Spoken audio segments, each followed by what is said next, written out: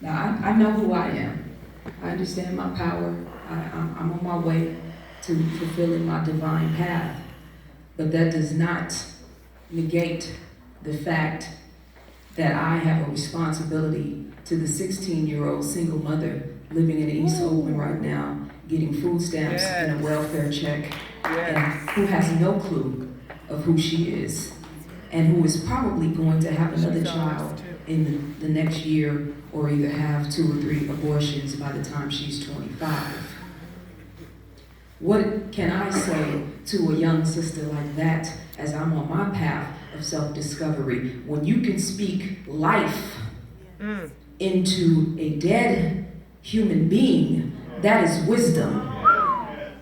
I'm talking about speaking the type of truth into the minds and into the hearts of our daughters and our women that help them to tap back into the genetic ancestry of Pharaoh Hatshepsut.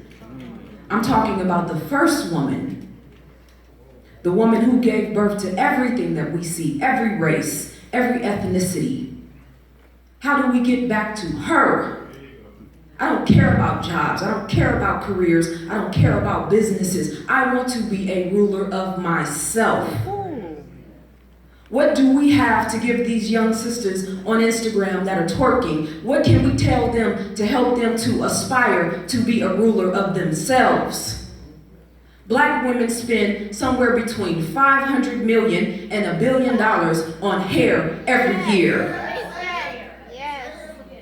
Can we save $50 million of that money and put it into African-centered schools? I'm not talking about the type of shoes you wear. I'm talking about taking a little bit of what you have to offer and investing it back into the community. We as women have to start having real conversations about our role and responsibility in our communities, about the feminization of our sons, about the prison industrial complex, about education. Look at the condition of our children. What is our role in that? What is our responsibility in that? And then we turn around and call ourselves the mothers of civilization. Mother is not only a noun, it is a verb. What are we mothering? Yes. What are we giving birth to from our wombs? What do you eat when you are pregnant with a child? What are you doing to that child that's going to affect a grown man when he's 30 years old? A woman who is a crackhead, her body is producing trillions of cells at any given moment. How do we go back to the science of self? How do we raise our daughters and our women up so that we're not only talking about a teacher wearing a sexy dress in an elementary classroom? Why do we care? Why do you represent the woman who represents her sexuality but won't represent the sister who is in the schools giving her mind and her heart and her spirit every day? You don't talk about them. But we want to stand up for women's right to dress the way they want to dress. But we won't talk about the young sisters that are getting sex trafficked all across this country. We need to stop playing. I'm tired of it. Sisters get together when we're not talking about the reality of our communities. What are we giving birth to? What are we producing?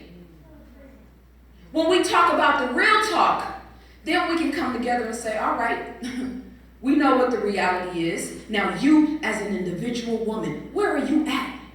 What are you going through? What are you dealing with? What was your relationship with your family?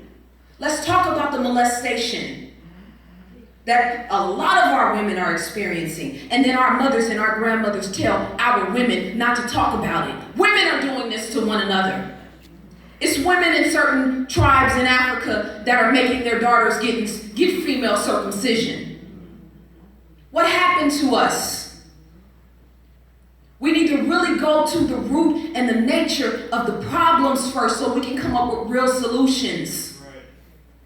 The woman's anatomy is a physical replica of the universe. How dare you sell yourself short for a purse? How dare you define yourself by your career or what type of job you have? Your whole being, your whole physical anatomy is in line with the universe. How do we sell ourselves so short?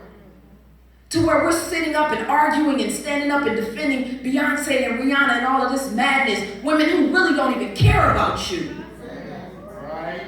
But you banging on other black women online behind celebrities that don't give a damn about you.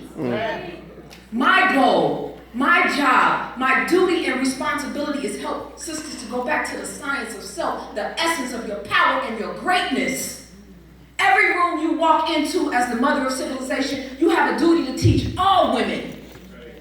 I have a video I show in my lecture of some white women in Sweden doing a class on twerking, teaching other white women how to twerk.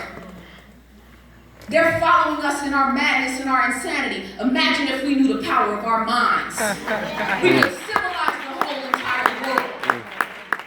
This is why I'm so serious and I'm so focused, because I know your power. Every black woman sitting in this room, I know what you have the potential to become.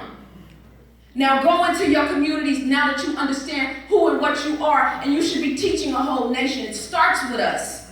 But we can't keep sitting around and lollygagging and pretending like we're not part of the responsibility of why we are in the condition that we are in. And I'm not just talking about our people, I'm talking about us as individuals. That whole concept of being a woman and sacrificing yourself for your children and your family, that's dead. That's played out. We see our grandmothers walking around here with arthritis in their ankles and swollen ankles and getting their legs and their feet castrated and in dialysis and don't know how to take care of themselves, scared to go start eating a healthy meal, scared to go vegetarian, scared to eat clean, because all they know is a life of suffrage. We cannot produce another generation of women that are abandoning themselves for the sake of family. I refuse that. Strength as a woman, and this is the last thing I'm going to say about this. Strength as a woman, this independent mindset. There's no way that any human being can be independent. None of us are independent. We are all dependent on one another, whether we know it or not, whether you have somebody or not.